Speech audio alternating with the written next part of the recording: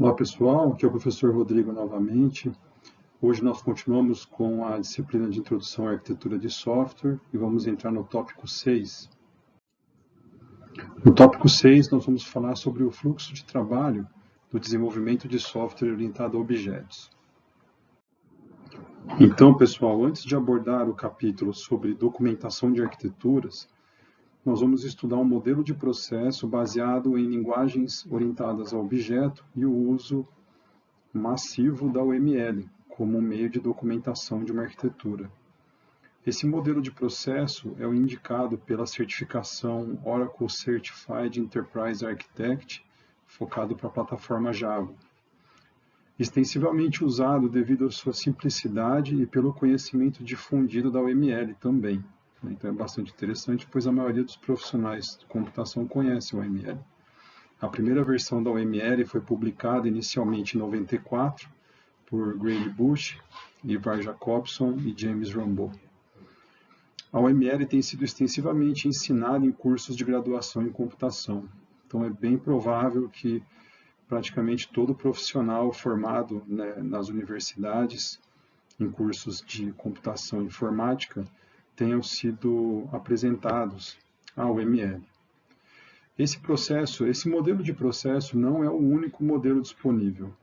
Tá? Existem vários outros modelos de processo, desde aqueles que você estudou na disciplina de engenharia de software, até processos mais novos, processos ágeis, Scrum, Extreme Programming, tem vários outros. Muito bem, então a metodologia de desenvolvimento utilizando esse processo, ela consiste em processo e notação. O processo ele envolve os interessados, que vão desde os profissionais envolvidos com a criação do sistema, até mesmo o cliente e também outras partes que possam estar interessadas no sistema. O processo inclui fluxos de trabalho e o processo ele gera artefatos. A notação, que nós vamos utilizar nessa documentação de arquitetura seria documentos texto, diagramas UML e, eventualmente, código-fonte de software. Você pode, como arquiteto, criar o primeiro caso de uso para demonstrar o funcionamento da sua arquitetura. Então, no desenvolvimento de software orientado a objetos, tudo começa com a necessidade de um cliente. Ele vai declarar suas necessidades, vai passar para você um conjunto de requisitos. E no final é esperado que exista um sistema pronto e capaz de atender aquelas necessidades do cliente. Mas vários passos intermediários são necessários. Tudo começa com a coleta de requisitos. A coleta de requisitos visa extrair do cliente ou dos clientes, dos representantes do cliente, quais são as necessidades, tanto do ponto de vista funcional, o que o sistema tem que fazer, quanto do ponto de vista não funcional, que são as qualidades sistêmicas que nós já abordamos extensivamente. Depois da coleta de requisitos, é gerado um modelo de requisitos. Tá?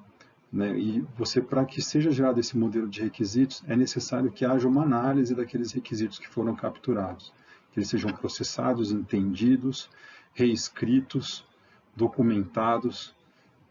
Então, você precisa criar esses documentos e esses modelos para poder passar para o próximo passo do desenvolvimento do software, sabendo exatamente o que o cliente quer. O analista de negócios é o responsável por essa fase do processo. Ele vai criar os diagramas e os documentos para demonstrar, visualizar os requisitos funcionais. Ele pode, nesse momento, até mesmo criar alguns modelos, alguns diagramas de classe, mostrando as entidades mais importantes. Existem outras notações, além da notação do diagrama de classes, como o diagrama de entidade de relacionamento, por exemplo. Porém, como nesse fluxo de processo, o desenvolvimento de software orientado a objeto, seria preferível um diagrama de classes. Os artefatos gerados na fase de modelo de requisitos seria o documento de requisitos, obviamente, ele vai ter um conteúdo na forma de texto para documentar as necessidades do seu cliente, tanto as necessidades do ponto de vista funcional e não funcional. Podemos ter também algumas classes, diagramas de classe UML, para demonstrar as entidades envolvidas, né? Imagina que você está fazendo um sistema de pedidos pela internet, então uma entidade muito importante seria o cliente, a outra entidade seria o próprio pedido, a outra seria os itens dos pedidos, né? Então, você poderia demonstrar e documentar isso através de diagramas de classe na UML. E um outro artefato bastante encontrado são os diagramas de casos de uso da UML também. Depois, nós entramos, né, a partir dos requisitos funcionais, nós iniciamos o fluxo de trabalho que vai gerar o modelo de análise. Ele apresenta os componentes genéricos do software para satisfazer os casos de uso. E os artefatos gerados na fase de análise seriam os protótipos de interface com o usuário, por exemplo, né, isso geralmente ajuda a entender e a documentar as necessidades do usuário, até para você poder conversar com o usuário, né, demonstrar o que você pretende construir, até porque esses protótipos podem ser apresentados para o usuário, para o cliente, e ele pode validar isso, falar, não era bem isso que eu queria, olha, está faltando aqui algumas informações, está faltando um passo nesse processo que eu esqueci de falar. Então, isso geralmente é muito valioso, né, você apresentar esses protótipos.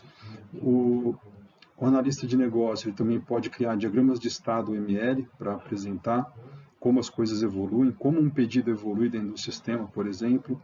Ele pode criar diagramas de atividades UML para mostrar como que um certo processo é feito utilizando o sistema. E ele pode criar documentos de casos de uso, já nessa situação seriam documentos textuais, onde os casos de uso seriam bem mais elaborados, visando atender os requisitos. Outro fluxo de trabalho que é iniciado praticamente ao mesmo tempo é a definição da arquitetura do sistema, que vai gerar o modelo arquitetural.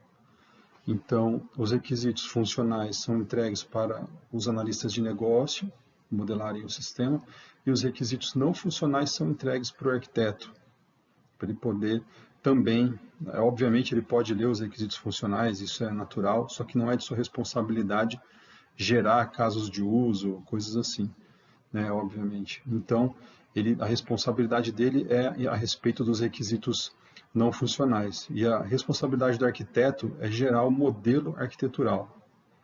Então, ele vai fazer a análise e, depois dessa análise de todos os requisitos e considerar padrões de projeto de arquitetura, táticas arquiteturais, ele começa a geração de visões.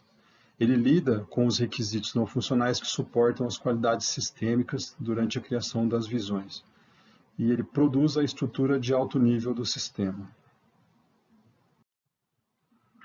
Os artefatos que são gerados na fase modelo arquitetural são diagramas de implantação UML, onde ficarão os componentes de software do sistema, né, banco de dados, relacional, não relacional, servidores envolvidos para atender as requisições do cliente, a presença de firewalls, a presença de balanceadores de carga, a presença de CDNs para disponibilização de conteúdo estático.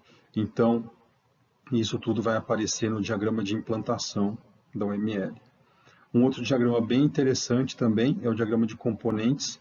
Ele já explode um pouco mais os módulos, ele mostra os módulos, ele dá um zoom nos módulos, onde você consegue ver os níveis, né, as camadas ou níveis dentro desse sistema. Então, o software que vai ser desenvolvido, ele já começa a ficar mais visível em que parte da infraestrutura aquele módulo vai executar, né? Então, você utiliza esse diagrama de componentes da UML, provavelmente ali já está sendo definido padrões de programação, né? O uso de padrões de projeto de código também já vão estar presentes nesse projeto. Então, aqui ele já está bem mais focado naquilo que vai ser codificado e como vai ser codificado, qual é a maneira padronizada de codificar a solução para aquele software. E o arquiteto também deve estar gerando o documento de definição da arquitetura. Nós vamos entrar em muito mais detalhes a respeito desses artefatos que o arquiteto gera tá? Na próxima aula. A gente vai entrar em detalhes aqui nesse quadradinho verde de cima aqui, ele vai ser o foco da nossa próxima aula. Muito bem. Então, uma vez o modelo arquitetural estando pronto e o modelo de análise estando pronto, chega a hora de realmente colocar a mão na massa, né? Em grandes empresas, geralmente, existem os analistas, os desenvolvedores, né? Que são pessoas mais experientes, né? E que vão trazer para a realidade, né? Vão colocar em prática, né? A arquitetura, junto, né? Considerando os modelos de análise. Então, esse desenvolvedor, ele, por exemplo, faz o setup do projeto, integra APIs, ele cria a infraestrutura básica de código para o projeto funcionar, ele atribui trabalho, ele cria descrições de trabalho para os programadores menos experientes, tá? Então, ele combina modelos, né, de análise e de arquitetura para poder gerar especificações para o programador, tá? Muitas vezes a pessoa, geralmente existe alguém, né, em empresas e softwares mais complexos, o programador pode não ter a experiência necessária para tomar essas decisões, ou então não pode ter a senioridade necessária, ou não conhecer as arquiteturas, a metodologia de desenvolvimento da própria empresa o suficiente para fazer isso. Então, geralmente existe uma hierarquia, onde você tem os desenvolvedores mais experientes, e eles detalham o trabalho, eles definem como que o projeto vai ser realizado. Isso é particularmente verdade para empresas que utilizam processos certificados pelo CMMI, por exemplo, né, que é o Capability Maturity Model, que seria uma maneira de você certificar que o processo de software da empresa é maduro, né, e produz resultados consistentes. Então, a presença de desenvolvedores e programadores, né, onde os desenvolvedores têm uma visão mais abrangente, os programadores são mais focados em realizar o trabalho que é passado para eles pelos desenvolvedores.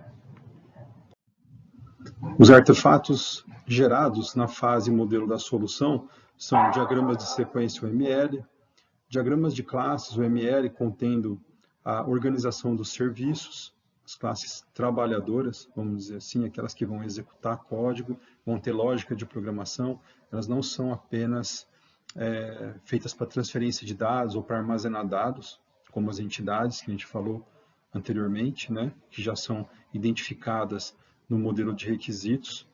E diagramas de implantação e componentes, eles são refinados de acordo com o ambiente onde essa aplicação ela vai ser instalada realmente. Então, eles acabam recebendo mais informações, até mesmo chegando ao nível de rede, dizendo em que subrede vai ser colocado servidores de aplicação, ou então se vai ser necessária a utilização de uma rede virtual privada, e qual que é a faixa de endereços dessa rede virtual privada, quem vai estar nessa rede virtual privada, são apenas servidores de aplicação, ou são os servidores de aplicação e o banco de dados. Então, tudo isso aparece em mais detalhes nesse momento. E, por fim, né, esses modelos que são gerados nessa fase, né, nessa documentação toda, nesse modelo de processo, desenvolvimento de software orientado a objetos. Então, o modelo da solução é usado para implementação, né, então vai diretamente para os programadores, para eles criarem o software. O modelo de análise é usado para os testes, então vai para a equipe de testes planejar os testes, tá? Então, vocês devem estar imaginando realmente isso acontece, ainda existe bastante trabalho a ser realizado, né? Não vai simplesmente chegar no sistema aqui ainda.